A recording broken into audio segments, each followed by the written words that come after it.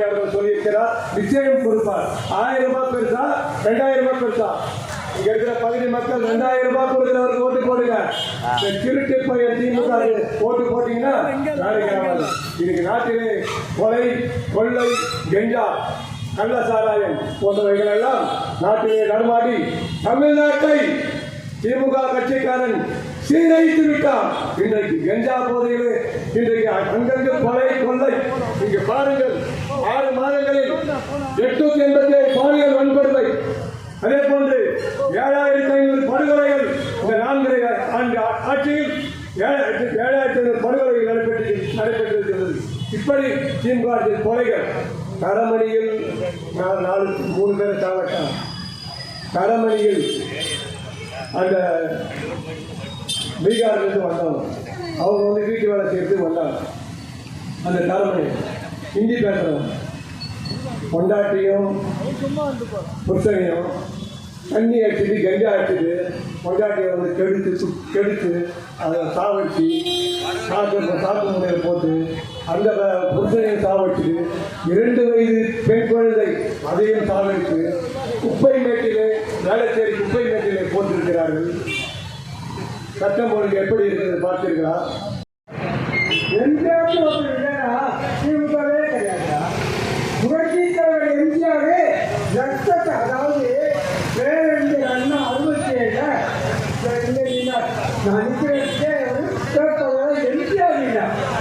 அப்போ நிறுவனம் போய் கேட்கிறோம் அண்ணாவை, என்னங்க நீங்க தானே முதல் மந்திரி வேட்பாளர், நீங்கப்பா இங்க வந்து எம்பிக்கு நிற்கிறீங்கன்னு கேட்டார். அப்போ அவர் அண்ணா என்ன சொன்னார் தெரியுமா? அதெல்லாம் இப்போ திமுக பேச மாட்டான், அண்ணாவை பற்றியே பேச மாட்டான். ஏன்னா அந்த குடும்பம் அப்படி துபாகர் குடும்பம், வேற மாற்றுவான், ஆயிரம் மாற்றுவான், ஊரை மாற்றுவான். அவன் எம்ஜிஆர் சொன்னாரு 1957 15 இடம் வந்தோம், 1962 50 இடம் வந்தோம். இப்போ இந்த 67 50 70 ஆகும் 80 ஆகும், இல்லை 50க்கும் கீழே பாருங்கன்னு சொன்னார். அண்ணா சொன்னார், நான் சொல்ல, அண்ணா சொன்னார். ஆனால் 67 எப்படி ஆட்சி வந்தது? புரட்சி தலைவருடைய ரத்தம், அவர் சிந்திய ரத்தம் தமிழ்நாடு பூரா. இந்த கருணாநிதி தான் என்ன பண்ணா, அண்ணாவை எம்ஜிஆர் கொடுத்த தமிழ்நாடு பூரா ஒட்டாதான் நம்ம ஜெயிக்கிற மாதிரி இருக்குது, நீங்கள் அங்கே பண்ணுங்கன்னு கட்டு போட்டு உடம்பெல்லாம் கட்டு போட்டு தமிழ்நாடு பூரா ஒட்டலாம். அப்போதான் வந்து 138 சீட்டு ஜெயிச்சு அண்ணா முதல் மந்திரி ஆனார். ஏன் இதை சொல்ல வரேன்னா, இந்த பழைய கதையெல்லாம் இந்த கருணாநிதி குடும்பம் சொல்லாது. கருணாநிதி வந்து யாரு? பழுத்த சுற்றி போட்டு வந்தால் கண்ணதாசன் ஒரு டைரியில் எழுதிக்கிறான். முன்னாடி எழுதிக்கிறான்னா திருட்டு ரயில் ஏறி வந்தாராம் கருணாநிதி. எப்படி? திருவாரூர்லேருந்து சென்னைக்கு வர்றதுக்கு டிக்கெட் வாங்கலை, ஓசி டிக்கெட்டில் வரலான்னு வரும்போது செக்கிங் இன்ஸ்பெக்டர் வந்துருக்கிறான். கூட கண்ணதாசன் உட்காந்துருக்கிறாங்க. உடனே சீட்டு காட்டியில் கூரை வச்சு இந்த வேஷ்டியை போட்டு மூடிட்டாரா கண்ணதாசன். இது கண்ணதாசன் எழுதிக்கிறான் புக்கில், இப்போ கூட வாங்கி படிச்சு பாருங்க. இப்படி இருந்த இந்த கருணாநிதி இன்னைக்கு லட்சக்கணக்கான கோடி பணம் எப்படி நடந்தது? நீங்க ஒரு தடவை சிந்திக்கிறோம். போன தேர்தலில் தலை நிமிர்ந்த தமிழகமாக இருந்த அந்த தமிழகத்தை இந்த திராவிட முன்னேற்ற கழகம் ஒவ்வொரு நாளும் தாய்மார்கள் தன்னுடைய பிள்ளைகள் படிக்க செல்வார்களா, எதிர்காலத்தில் வாழ்வாதாரத்தை நமக்கு தருவார்களா என்று கேள்விக்குறியாகி சென்று கொண்டிருக்கிறது. இதை அனைத்து வாக்காளர் குடும்பங்களே, பெரியவர்களே, தாய்மார்களே, நீங்கள் சற்று சிந்தித்து பார்க்க வேண்டும். அனைத்து இந்திய அண்ணா திராவிட முன்னேற்ற கழகம் வாழையடி வாழையாக புரட்சி தலைவர் கண்டெடுத்த இந்த அனைத்து இந்திய அண்ணா திராவிட முன்னேற்ற கழகம் சீரிய சிந்தனையோடு இந்த தமிழகத்தை ஒரு வளமான தமிழகமாக கொண்டு சென்றது. இதோ போராத காலம் இந்த திராவிட முன்னேற்ற கழகம் என்னை சிவமூலையிலே ஒரு கழிவூர் என்று சொல்வார்கள். அதை போல அப்பப்போ இடையிலே புகுந்து இந்த தமிழகத்தை சீரழித்துக் கொண்டிருக்கின்றது. இந்த 4 காலம் இந்த தமிழக மக்களுக்கு எந்த ஒரு குறைநோக்கு திட்டமும் கொண்டு வரவில்லை. பொய்யான வாக்குறுதிகளை அள்ளி தெளித்து ஒவ்வொரு நாளும் விளம்பரம் தேடிக்கொண்டு இந்த தமிழகத்தை கடந்தார தமிழகமாக இந்த நிலை மாற வேண்டும். அவர்கள் மட்டுமல்ல, அவர்களோடு இருக்க கூட்டணி கட்சிகளும் சேர்ந்து எந்த ஒரு போராட்டங்களையும் நடத்துவதில்லை. அவர்களுக்கு ஏற்றாமல் சென்று கொண்டிருக்கிறார்கள். இந்த நிலை மாற வேண்டும். மாண்புமிகு புரட்சித் தலைவி அம்மா அவர்கள் நமக்காக எண்ணற்ற திட்டங்களை கொண்டு வந்து இந்த தாய்மார்களுக்காக ஒன்றல்ல இரண்டல்ல நூற்றுக்கணக்கான திட்டங்களை அம்மா திட்டம் என்ற பெயரிலே கொண்டு வந்து இந்த தமிழகத்தில் ஒரு அக்ஷய பாத்திரமாக இருந்து 110 விதியின் கீழ் ஒவ்வொரு நாளும் புரட்சித் தலைவி அம்மா அவர்கள் இந்த தமிழகத்தை தங்க தட்டிலே வச்சு அழகு பார்த்தார்கள். சிங்கம், வெண்டாடி வேங்கை, பகுத்தறிவு பகலவன், தந்தை பெரியாரின் வழித்தோன்றல், தன்னகத்தை கிடந்த தமிழகத்தை தட்டி எழுப்பி தமிழ் உடல் ஊட்டி எங்கும் தமிழ் எதிரும் தமிழ் என்று முழங்கிய முத்தமிழ் வித்தகர் தத்துவ மேதை பேரறிஞர் பெருந்தகை அண்ணா அவர்களின் இதயக்கனி புரட்சி தலைவர் பொன்மனச் செம்மல் மக்கள் திலகம் எம்ஜிஆர் அவர்கள் அருளாசியுடனும் புரட்சி தலைவி தங்கத்தாரகை மாண்புமிகு அம்மா அவர்கள் அருளாசியுடனும் சேலத்து சிங்கம் கொங்கு நாட்டு தங்கம் நாளைய தமிழ்நாடு முதலமைச்சராக பதவியேற்க இருக்கின்ற புரட்சி தமிழர் ஐயா டாக்டர் எடப்பாடியார் அவர்கள் ஆணைக்கிணங்க நமது மாவட்டம் முழுவதும் இந்த திருமண பிரச்சார கூட்டங்களை சீரோடு சிறப்போடு பேரோடு புகழோடு மிக்க எழுச்சியோடு ஏற்பாடு செய்து நடத்தி கொண்டிருக்கின்ற நமது மாவட்ட கழக செயலாளர் மண்ணின் மைந்தன் உங்கள் வீட்டு செல்ல பிள்ளை ஓய்வறியா உழைப்பாளி தொண்டர்களின் தோழராக சுற்றி சுழன்று கொண்டிருக்கின்ற உப்பை போன்று எளிமையானவர், மழை நீரை போன்று தூய்மையானவர், சமூக நீதி போராளி, கழகத்தினுடைய அமைப்பு செயலாளர், பெரும் மதிப்பிற்கும் மரியாதைக்கும் உரிய அருமை அண்ணார் ஆதியார் அவர்களுடைய சிறப்பான ஏற்பாட்டின் பேரிலே நமது பகுதியிலே ஒவ்வொரு வட்டமாக ஒவ்வொரு பகுதியாக இந்த மாபெரும் திருமண பிரச்சார கூட்டங்கள் சிறப்பான முறையிலே நடைபெற்றுக் கொண்டிருக்கின்றது. கடந்த 28/1 முதல் வருகிற 23/2 வரை இந்த திருமண பிரச்சார கூட்டங்கள் சீரோடு சிறப்போடு பேரோடு புகழோடு மிக்க எழுச்சியோடு நடைபெற்றுக் கொண்டிருக்கிறது. எனதருமை தாய்மார்களே, அங்கிருந்து ஒரு ஓப்போட்டீங்கல்ல, எனதருமை தாய்மார்களே, கண்ணியமிக்க வியாபார பெருமக்களை, நிகழ்ச்சிக்கு காவல் புரிந்து கொண்டு இருக்கிற காவல்துறை உயர் அதிகாரிகளை, பத்திரிகை துறை நண்பர்களை, இளைஞர்களை, வாலிபர்களை, ஆன்றோர்களை, சான்றோர்களை, கடைகளிலே வியாபாரம் செய்து கொண்டே கேட்டுக்கொண்டு இருக்கின்ற எனதருமை அண்ணன்மார்களே, பத்திரிகை துறை நண்பர்களே, ஊடகவியல் நண்பர்களே, இந்த கலைப்பிரிவினுடைய மாவட்ட தலைவர் அருமை அண்ணன் சதீஷ்குமார் அவர்களே, அங்கே ஒரு வீடியோ அண்ணன் எடுக்கிறாரு, அவர் பேர் எனக்கு தெரியல, அவர்களே, இந்த மைக் செட்டு எங்கே போனாலும் சூப்பராக பிரமாதம் அமைக்கிற மைக் செட் அண்ணன் அவர்களே, ஒளி பெருக்கி எல்லாரும் சொல்லிடுவோம். ஏன்னா அண்ணன் இல்லை, நான் தம்பி இன்னையோட குட் பாய். அதனால் உங்கள் எல்லாரும் அவர்களே அதுக்கு மேலே சந்து பொந்து இந்த இடங்கள்லாம் ஒழிஞ்சு கேட்டுக்கொண்டு இருக்கிற புல்லுமுள்ளு கட்சியினுடைய உளுந்த மரபுகளை, மாற்றுக் கட்சியை சேர்ந்த தோழர்களே, நண்பர்களே, நம்ம ஆட்சி வரணும்னு நினைக்கிற தமிழக வாக்காள பெருமக்களே, உங்கள் அத்தனை பேருக்கு முதல் சிறந்தாங்க பணிவான வணக்கத்தை தெரிவித்துக் கொண்டு, அழகான கூட்டம், அருமையான கூட்டம், அம்சமான கூட்டம். கிட்டத்தட்ட நான் திங்கட்கிழமையிலேருந்து இன்னைக்கு வரைக்கும் சிறப்பாக பேசிட்டேன். இன்ஷா அல்லாஹ் இன்றைய நேரம் முடிச்சுட்டு நாளை கோயம்புத்தூர் போகலாம் ஒரு முடிவு, அங்கே திருமணை கூட்டம். அதனால் நாங்கள் சொன்ன கருத்தெல்லாம் ஒரு வாரம் சிறப்பாக கேட்டிருப்பீங்க. இந்த ஆட்சியினுடைய அவலநிலைகள், நம்ம கழக ஆட்சியினுடைய சாதனைகள் எல்லாமே உங்கள்கிட்ட சொல்லிட்டோம். நீங்கள் குறிப்பிட்ட அளவு சுருக்கமாக வந்திருந்தாலும் எங்கள் அக்கா பாக்கியம், அக்கா சாந்தி, அக்கா விமலா, அக்கா கமலா, அண்ணன் மாடசாமி, அண்ணன் முனிசாமி, அண்ணன் அக்பர், அண்ணன் பாபர், இவங்க எல்லாம் என்ன செய்யணும்? நீங்கள் தான் பிரச்சார பீரங்கி 10 பேர் இருக்கீங்கன்னா ஒவ்வொரு நாளாக போய் எங்குங்க. நீங்கள் தான் பள்ளிக்கூடம் போவீங்க, ரேஷன் கடை போவீங்க, நம்ம கோயில் குளத்துக்கு போவீங்க, போகிற இடங்களில் பூரா நீங்கள்லாம் இதை பிரச்சார பீரங்கியாக நீங்கள் மக்கள் இடத்துல எடுத்து சொல்லணும். ஆமாம், உண்மையிலே இதுதான் நிதர்சனமான உண்மை.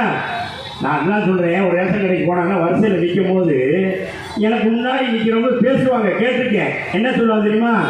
புரட்சி தமிழர் சேலத்து சிங்கம் டாக்டர் எடப்பாடியார் என்கின்ற தங்கத்தை விட்டுட்டு ஒரு தகவத்தை நம்ம தேர்ந்தெடுத்தோமே, நமக்கு வேணும்டா இன்னும் சொல்லாங்களே இல்லையா? அப்படிதான் சொன்னாங்க. ரேஷன் கடையில், குழப்ப கடையில் எல்லாமே ஜோரா கை கட்டுங்க. ஐயா எடப்பாடியாரை சொல்லும் போதும் புரட்சி தலைவரை சொல்லும் போதும் என்னை கவலையே படாதீங்க. 2 மாசம் தான், 60 நாள் தான்.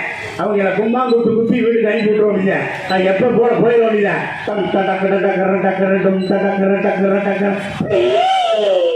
அப்படி அனுப்பி விட்டுருவோம். நம்ம ஐயா தான் இனிமே ஐயா புரட்சி தமிழர் ஐயா தான் என்ன செய்ய போறாரு, தமிழ்நாட்டை ஆள போறாரு சொல்லணும். போற இடங்கள்ல பூரா தள்ளிக்கு நிற்கிறீங்க. நான் பார்த்துக்கிட்டு தான் இருக்கேன். செல்லுலையும் பார்க்குறேன், வாட்ஸ்அப்லையும் பார்க்குறேன். அக்கா பாக்கியம் போன வண்டியும் நிற்குது, அக்கா சாந்தி போன வண்டியும் நிற்குது, அக்கா விமலா போன வண்டியும் நிற்குது, அக்கா கமலா போன வண்டியும் நிற்குது. ஆமாம், இங்கேருந்து கோயம்பேடு போகிறவங்கள பசுக்கிட்டு ஊடால நிற்குது. உங்களை பூரா கண்டைக்கு இறக்கி போட்டு நீ வாசியில் தானே வந்திருக்க, பின்னாடி கூடி தள்ளு அப்படிங்க. நீங்கள் 10 பேர் சேர்ந்து தள்ள. இனிமேல் ஓட்ட பஸ் எல்லாம் கிடையாது.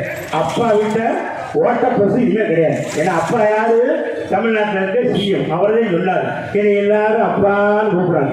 ஏய், தானை தலைவி, தங்கத்தலைவி, எங்க தலைவி, சிங்கத்தலைவி, புரட்சி தலைவி அம்மாவை அகிலமே அம்மான்னு சொல்லிச்சு. ஆனா எங்க அம்மா கூப்பிடுங்கன்னா அப்படிலாம் சொல்லல. என்னை அம்மான்னு கூப்பிடுங்க சொல்லல.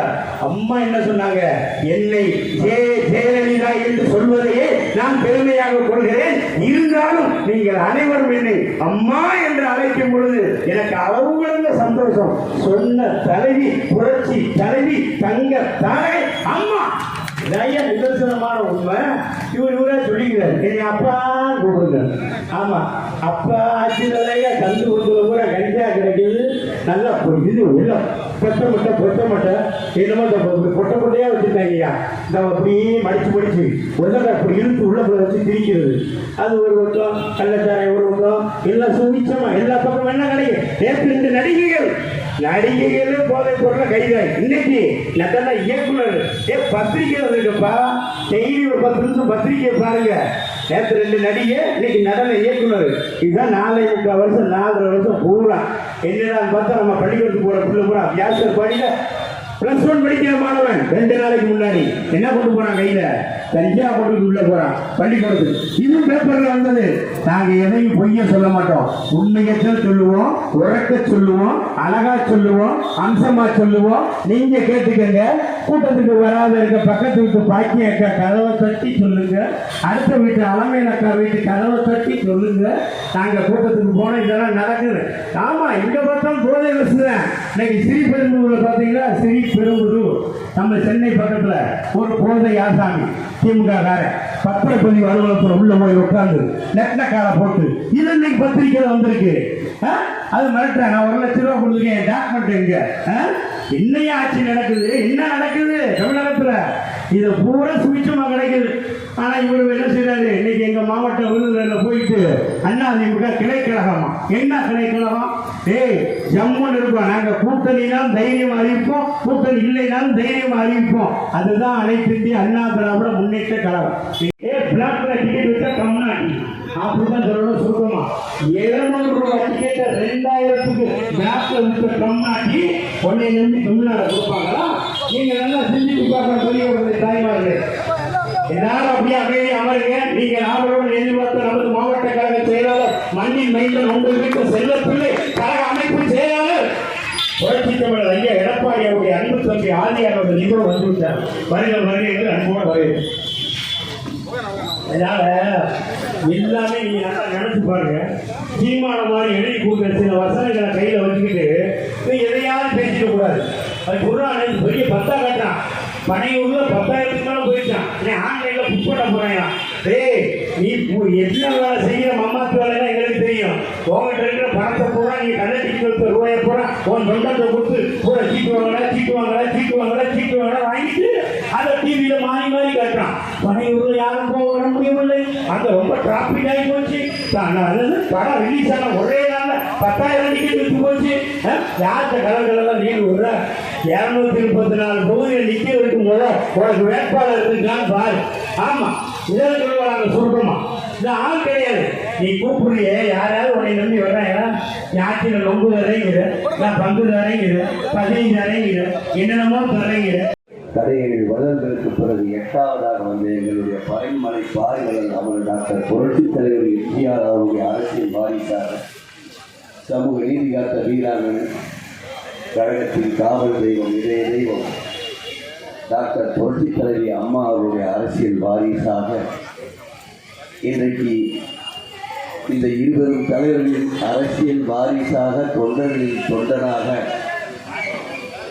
இந்த இயக்கத்தை வழிநடத்தி கொண்டிருக்கின்ற கழகத்தின் பொதுச் செயலாளர் வருங்கால தமிழக முதல்வர் புரட்சி தமிழர் அண்ணன் எடப்பாடியார் அவருடைய மேலான ஆணையின்படி பிஎஸ்எஸ்சி திமுகவின் காட்டாட்சியின் அவலங்களை விளக்கிடும் பெருமணி பொதுக்கூட்டத்தின் தலைவர் 116வது வட்டக்கழக செயலாளர் எஸ் ஜனார்த்தன் அவர்களே, முன்னிலை வகித்திடும் பகுதி கழக செயலாளர் அன்பு இளவல் சி மணிகண்டன் அவர்களே, இளைஞர் மற்றும் இளம்பெண்கள் பாசறை மாவட்ட செயலாளர் அன்பு சகோதரர் ஜே அருண் பாலாஜி அவர்களே, இங்கே எனக்கு முன்னர் சிறப்புரையாற்றி சென்றிருக்கிற அன்பிற்குரிய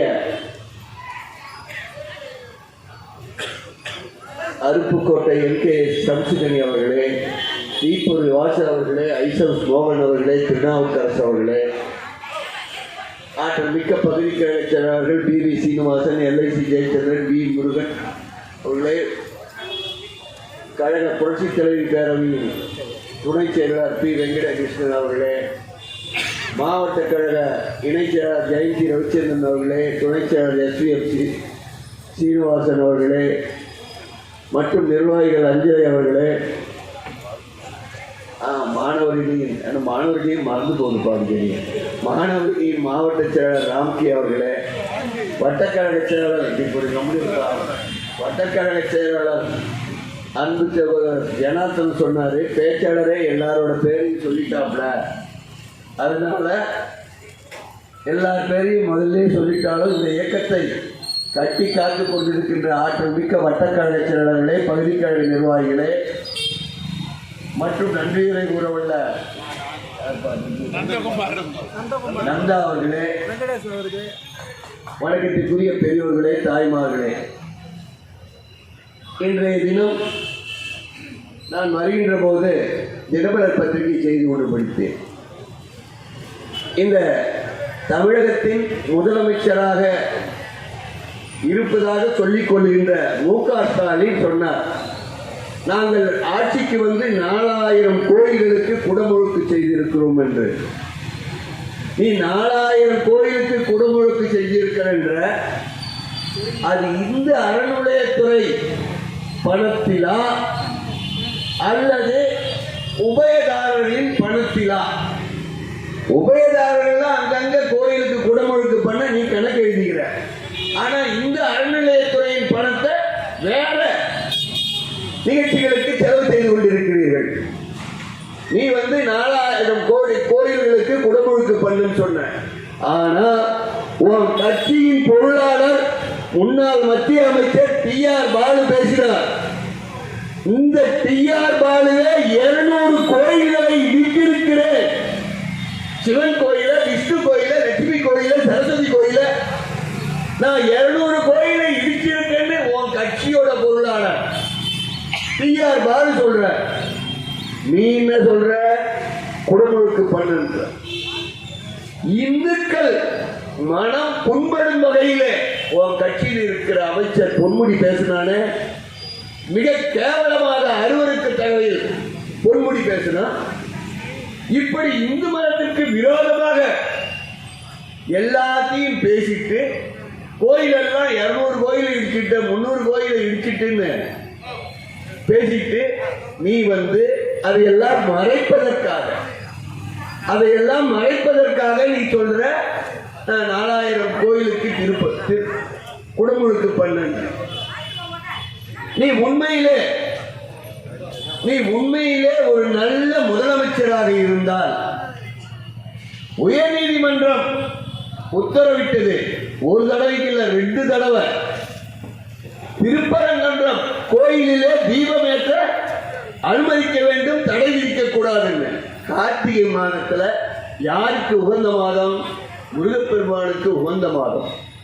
அந்த கோயில்ல தீபம் ஏற்றக்கூடாது அப்படின்னு நீதிமன்ற உத்தரவையே மீறின.